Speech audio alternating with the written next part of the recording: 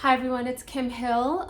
So good to be back on my little YouTube channel with you. Thank you to all the new subscribers and to all the OGs.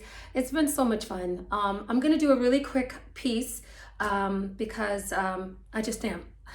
I've been getting hit up by a lot of you about home ownership, and Valentine's Day marks the 1 year anniversary of us being in this house. We closed on Valentine's Day. I said we because my son put $1 towards the closing costs, and you can't tell him nothing.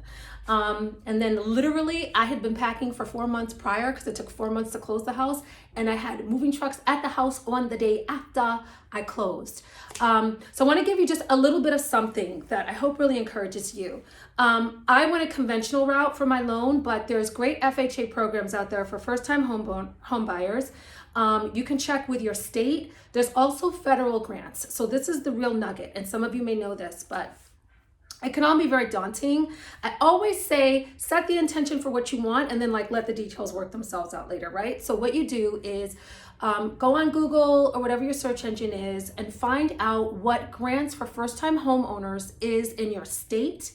A lot of them are through HUD, and a lot of them are through, private banks. But the main thing to focus on is that like in my case, I know for New Jersey, there's a $10,000 grant. That's a lot of money.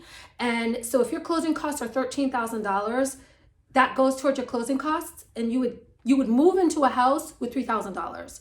And I know if you live in the tri-state area, your first last security and broker's fee could be $10,000 to $13,000 on a $2,000 apartment.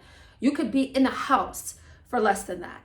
And in some states, where the median price is lower, your closing costs could be 8 G's. So you get a little bit of money. I don't know how that works, if it's up to 10,000 or if you don't get money in your pocket.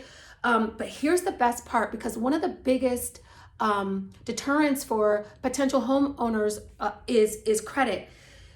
A lot of these programs, you can have as low as I don't want to say low because we're not judging credit. You can have a 580 and get a loan on a house. You can have between a 435 and a 579, and your interest rate might be a little bit higher. You may not get that full $10,000 grant. You might get 10. Your interest rate might be 5%, but with that one that's 580, and when I was looking, it was 640.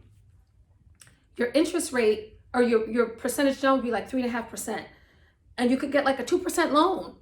So this is a quick one because I just want you all to just start. If you want to get in the market, if you even want to do listen, you could do a mixed use. You could do commercial where it's like a storefront on the bottom that, subsidizes the rent.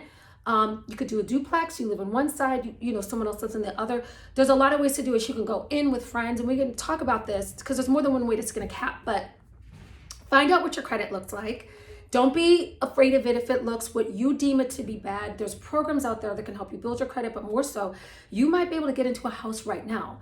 And that way, if you're not ready, let's say you don't want to move because your child's in a specific school district, you at least know what you have to do to prepare for it so that in the next 6 to 8 months or a year, right? Because there's a grant that I thought I could qualify for, but you have to have had either owed nothing to the IRS, or if you did owe, you had to be in a payment plan for at least a year. And so I didn't qualify for that because I hadn't I'd filed my taxes, but I hadn't filed state. And I was like, well, let me just pay it. And I needed to move quickly. So that one didn't work out for me. But if you're on a payment plan with the IRS, I don't care if it's $2 a month and you're consistent with it, you could qualify for one of these, $10,000 grants. And it's real, it's legit. I mean, it didn't work out for me, but I'm still in my house.